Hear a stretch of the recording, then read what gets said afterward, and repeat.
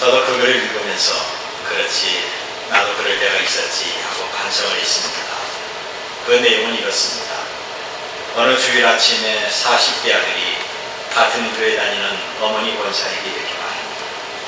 어머니, 전 오늘 정말 교회 가기 싫어요. 오늘은 집에서 아무것도 하지 않고 그저 푹 쉬고 싶습니다. 이 말을 들은 어머니는 아들을 보면서 왜 그렇게 교회 가기 싫으냐고 했습니다. 그러자 아들은 자기가 교회 가기 싫은 3가지 이유를 이렇게 말합니다.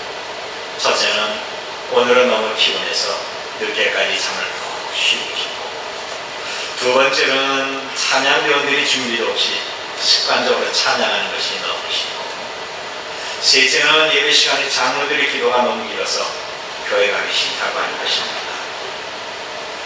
찬양대원이나 장로들에게 하는 것은 아닙니다. 인정하는 겁니다. 이 말을 들은 어머니 권사님은 아들에게 그래, 그래도 너는 꼭 교회 가야 된다. 그러면서 아들이 교회 가는 3가지 필연적인 이유를 말씀하십니다. 첫째는 신자가 예배하는 것은 자기의 기분과 감정을 하는 것이 아니라 믿음으로 하는 것이니까 너는 교회 가야 되고, 둘째는 신자가 교회 가서 예배하는 것은 사람을 보러 가는 것이 아니라 하나님을 보러 가는 것이니까 가야 되고, 세 번째는 내가 담임 목사니까 너는 교회 꼭 가야 된다. 솔직히 담임 목사도 좀 쉬고 싶을 때가 있습니다. 이 말은 기독교 유모집에 실린 얘기지만 목사인 저는 정말 충분히 이해가 되고 공감이 됩니다. 우리 가운데 신앙생활을 오래 한 교우들도 어떤 때는 정말 아무것도 하기 싫고 집에서 잠을 자거나 아니면 침대에서 뒹굴면서 쉬고 싶을 때가 있을 것입니다. 내 마음은 교회 가야 된다고 하지만 심신이 피곤하거나 믿음이 약할 때, 아니면 교회 가서 상처를 받거나 아니면 시험에 들면 교회 가기가 더 싫은 것입니다. 예수 그리스도를 믿고 구원받은 사람의 신앙의 핵심은 예배입니다. 예배는 모든 신자의 삶의 전부가 되어야 됩니다. 내 인생의 최우선이 하나님 앞에 예배하는 것이 되어야 됩니다. 그런데 교회 나오는 것은 좋은데 어떤 자세로 예배하는가, 마음의 태도가 더 중요한 겁니다. 내가 어떤 믿음의 자세로 예배하느냐에 따라 내 예배가 하나님 앞에 상달이 되든지 아니면 거절됩니다. 예수님을 구주로 믿고 구원받은 우리에게 가장 중요한 것은 하나님 앞에 예배하는 것입니다. 예배는 예수님을 믿는 신자들이 그분을 향한 신앙 고백이고 하나님을 향한 헌신이고 사랑의 표현입니다. 예배가 없이 예수님을 사랑할 수가 없고 성령이 주시는 은혜와 평강과 기쁨을 경험할 수가 없습니다. 우리는 예배하는 시간에 온전한 11조와 감사를 통해서 은혜를 경험하기도 하고 설을 따라 더 풍성한 복을 받습니다. 그리고 주님에 대한 온전한 순종과 헌신이 더 큰 은혜를 경험하게 되는 겁니다. 그런데 11조를 하고 감사도 하고 순종과 헌신과 봉사는 하나님에 대한 예배가 없이는 모든 것이 불가능하다 그럽니다. 지금은 이렇게 말한 사람이 별로 없지만 한 10년 전만 해도 과거에 연세 드셨던 분들은 습관적으로 예배 보러 가자는 말을 아주 쉽게 했습니다. 예배 보러 가자, 예배 보러 가자. 이 말은 언어 표현의 차이지만 자칫 잘못하면 우리는 굿이나 보고 떡이나 먹자 하는 말과 흡사하게 됩니다. 그래서 예배 시간에 하나님과 우리와의 관계가 아니라 목사와 교인의 관계로 이어지는 경우가 종종 있는 것입니다. 이것은 마치 안방에서 TV를 보는 것 같습니다. 목사는 연속극의 주인공이 되고 하나님은 보이지 않는 곳에 활동하는 연출가이고 교인들은 예배에 참석하면서 은혜가 있다 없다를 평가하고 심판하는 청중이 됩니다. 오늘은 틀렸어. 찬양대가 왜 그런지 모르고 전혀 연습도 하지 않았어. 이런 식으로 교인이 예배를 평가하고 예배 순서와 예배 인도를 평가하고 있습니다. 오늘 목사님의 설교는 정말 은혜가 없어. 왜 이렇게 딱딱하고 소리만 빽빽질되지? 장로님이 기도는 왜 이렇게 앵무새처럼 되풀이하면서 키울까? 전혀 은혜가 안 돼. 그러면서 설교나 기도나 찬양 등 모든 예배 순서마다 평가를 하고 심판합니다. 여러분, 예배는 예수님을 구주로 믿는 하나님의 자녀들이 하나님 앞에 몸과 마음과 시간과 재물을 드리는 것이기 때문에 오늘 앉아있는 여러분 한 사람 한 사람이 예배의 주인공이 되어야 되고, 목사는 연출가에 불과합니다. 하나님이 진정한 예배의 평가자가 되십니다. 하나님만이 우리의 예배를 받거나 하나님만이 우리의 예배를 거절할 수 있는 절대자이기 때문에 예배 합당 은혜는 하나님이 베풀어 주시는 겁니다. 예배의 원래 뜻은 하나님 앞에 내 자신을 굴복시키면서 모든 찬양과 영광으로 하나님을 경배하는 것입니다.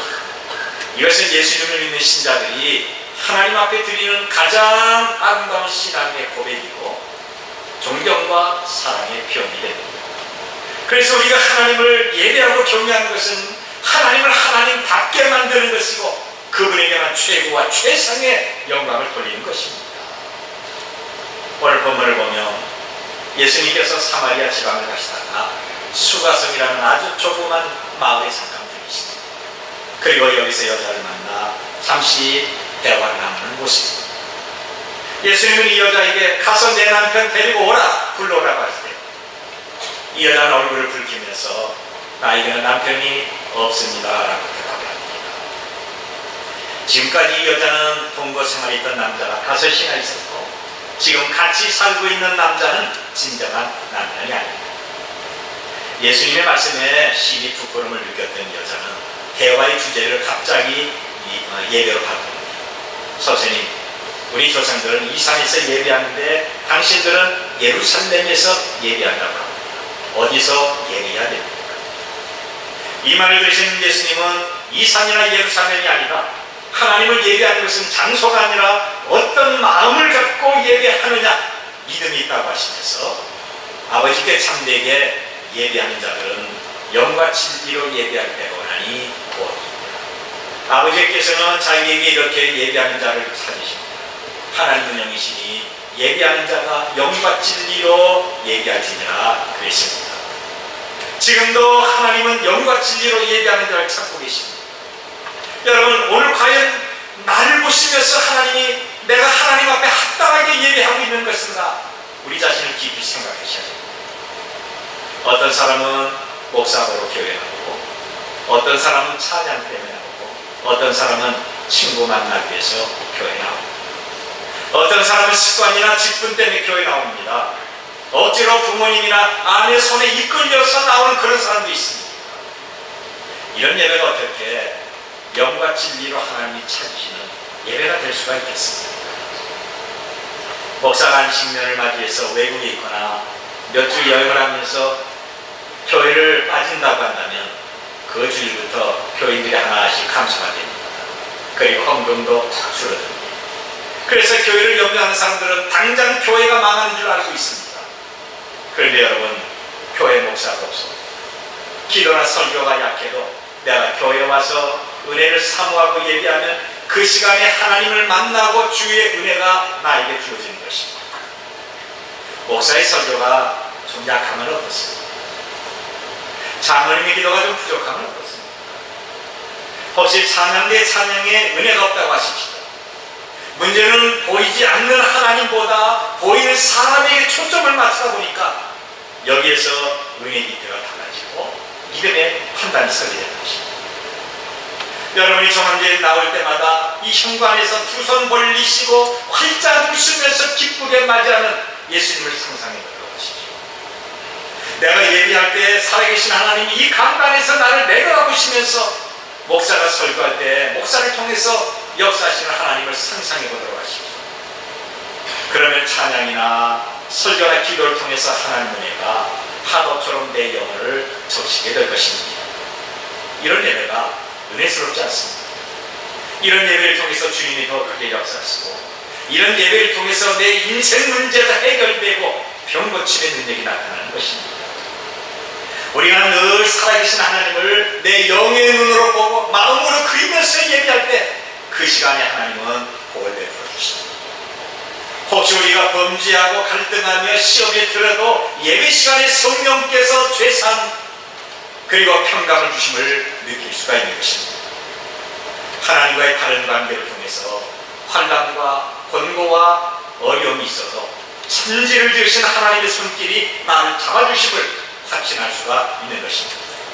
내가 교만할 때는 책망의 하나님으로, 내 마음이 정말 어두울 때는 광명의 하나님으로, 내가 오염될 때는 성령의 영으로, 그리고 내가 슬플 때는 위로의 하나님으로 내 곁에서 나를 도와주시는 겁니다. 우리가 기도하고 헌금을 하고 찬양하고 설교 들으면서 아멘으로 하다 보면 주의 성령은 우리 마음속에 충만히 임하시고 우리가 예배하는 이것이 하나님의 영광으로 충만해지게 되는 것입니다. 우리 모두가 은혜를 사모하면서 믿음으로 예배에 집중할 때마다 성령의 은혜를 경험하시길 바랍니다. 하나님의 은혜를 사모하고 이 자리에 와서 예배할 때마다 하나님의 임재하심과 병 고치심과 고달픈 인생 문제가 다 해결되시길 바랍니다. 습관적으로 예배하는 사람, 그리고 예배하는 다른 사람을 보기 위해서 교회에 나오는 사람들은 자기가 교회를 판단하고 평가하는 심판자가 되십니다. 그래서 늘 부족하고 연약한 사람들과 모순된 예배를 보고 판단하지만 내가 하나님의 은혜를 사모하고 나를 온전히 하나님 앞에 드린다는 믿음과 헌신된 마음으로 예배하면 그 사람에게는 하나님의 영광과 충만한 복이 보이면서 복을 받고 누릴 수가 있는 것입니다. 오늘 우리는 예배하는 가운데 하늘의 복과 땅의 복이 임하시길 바랍니다. 내가 예배하면서 심령의 낙을 누리는 복과 후대가 잘 되는 복이 저와 여러분에게 임하시길 바랍니다. 어떻게 예배해야 하나님이 원하실까요? 먼저는 영과 진리로 예배해야 됩니다. 예수님은 말씀하기를 아버지께 참되게 예배하는 자들은 영과 진리로 예배할 때가 오나니 곧 이때라. 아버지께서는 이렇게 자기에게 예배하는 자를 찾으신다고 말씀하고 있습니다. 영과 진리로 예배하는 것은 하나님을 대상으로 하는 영적이며 진실한 예배라고 하는 것입니다. 가식 없이 얼굴에 마스크 쓰지 않고 내 모습 이대로 교회 나와서 전심으로 하나님을 찾고 우리가 은혜를 사모하고 예배를 해야 됩니다. 예수님은 온 율법과 선자의 강령을 이렇게 말씀하십니다. 온 율법과 선자의 강령은 뭐냐? 하나님의 말씀 전체를 통 털어서 짜고 꽂아서 완전한 에피스로 만들어서 이거다 하는 것을 다 보여주는 것입니다. 그것은 사랑이라고 하는 거죠. 무슨 사랑이냐? 하나님과 이웃 사랑인데 어떻게 사랑하느냐 방법을 말씀하십니다. 내 마음을 다하고 목숨을 다하고 뜻을 다하여 주 하나님을 사랑하는 것과 내 이웃을 나 자신처럼 사랑하는 것, 이것이 율법과 원선자의 강령입니다. 여러분, 우리가 하나님과 이웃을 사랑하는 자세는 과연 어떤 것입니까? 마음을 다해야 됩니다. 뭐 얼굴 보였다가 마는 것이 아닙니다. 목숨 다하고 뜻을 다해서 사랑하는 것입니다.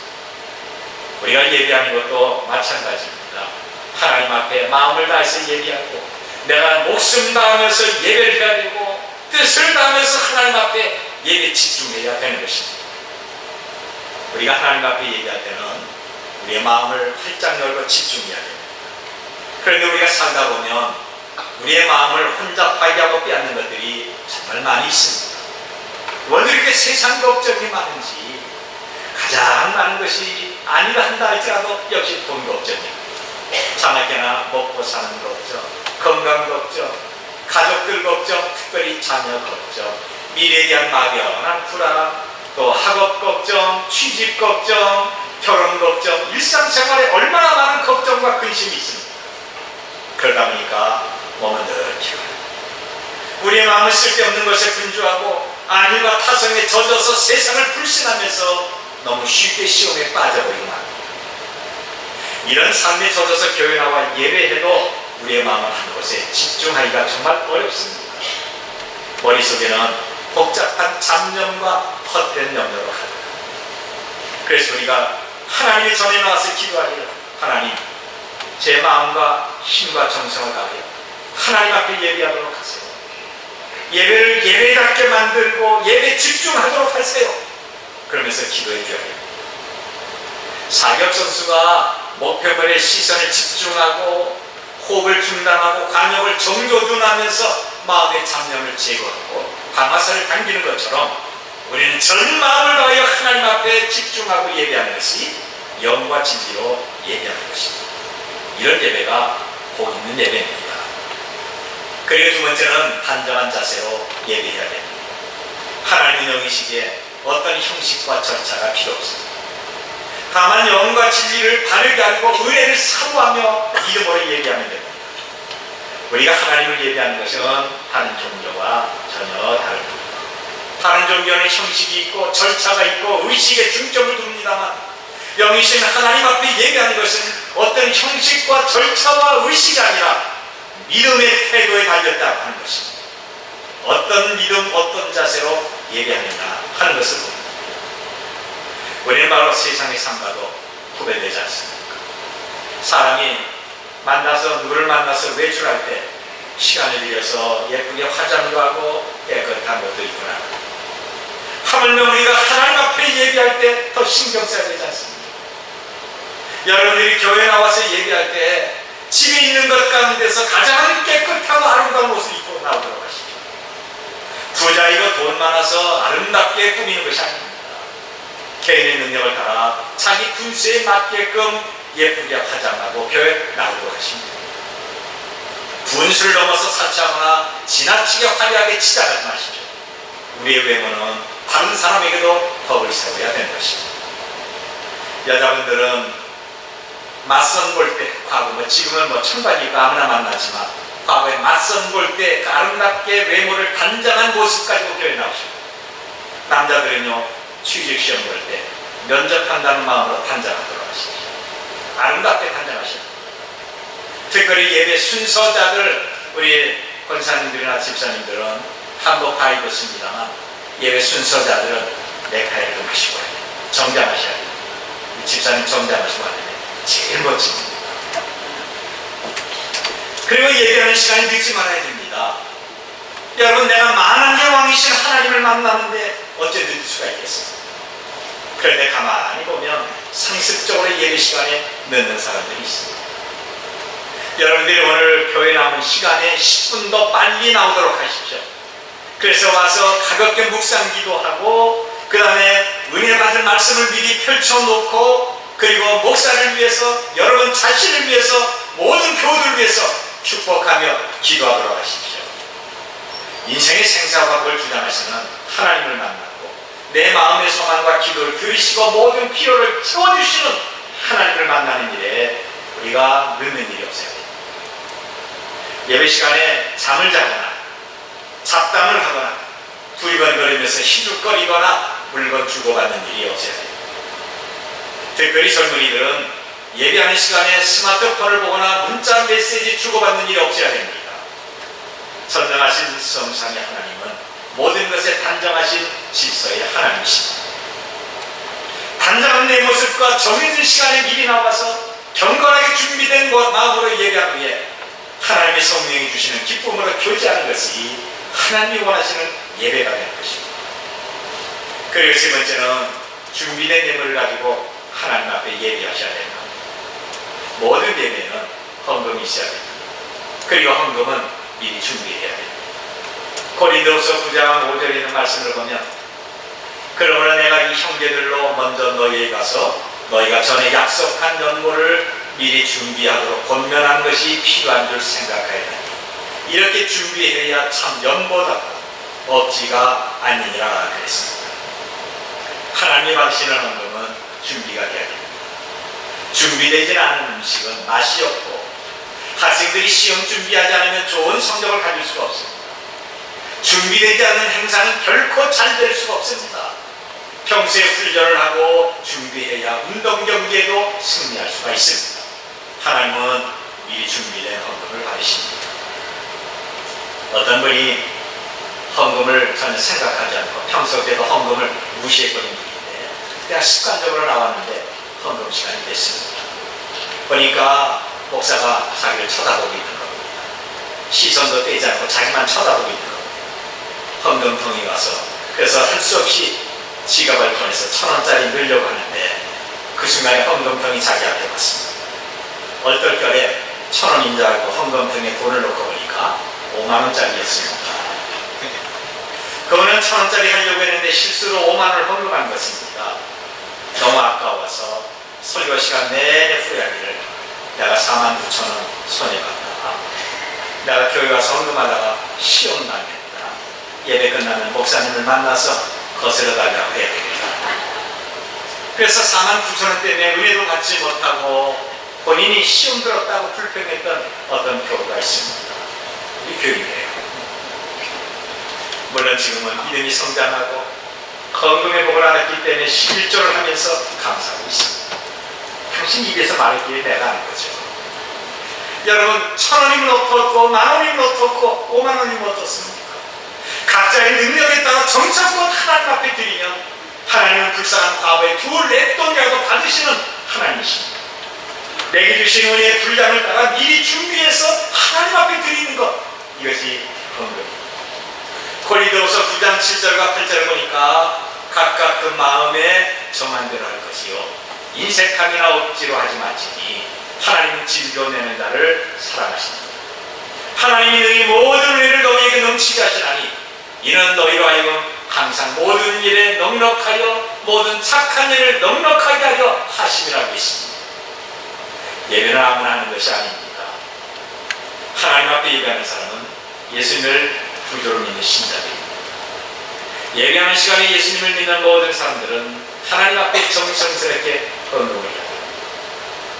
베드로전서 2장 9절 보니까 우리를 가리켜 너희는 택하신 족속이요 왕같은 제사장들이요 거룩한 나라요 그의 소유된 백성이라는 말씀하고 있습니다. 여러분, 사도 베드로는 말하기를 저와 여러분을 왕같은 제사장이라고 했습니다. 예배는 목사만 하는 것이 아니라 여러분 한 사람 한 사람이 하나님 앞에서 왕같은 제사장이 돼서 영과 진리로 예배하는 것입니다. 이렇게 예배할 때 성령이 주시는 은혜가 내 피부에 닿는 것이고 우리의 기도와 마음의 소망이 생각됩니다. 이런 예배를 통해서 우리의 믿음이 자라고 기쁨과 평강과 능력이 더해지는 것입니다. 이제 예배할 때마다 영과 진리를 통해서 하나님을 더 가까이 하시기를 바랍니다. 우리의 예배가 하나님이 기뻐 받으시는 예배가 돼서 저와 여러분이 예배를 통해서 날마다 복의 복을 더하는 이런 삶을 사시기를 바랍니다.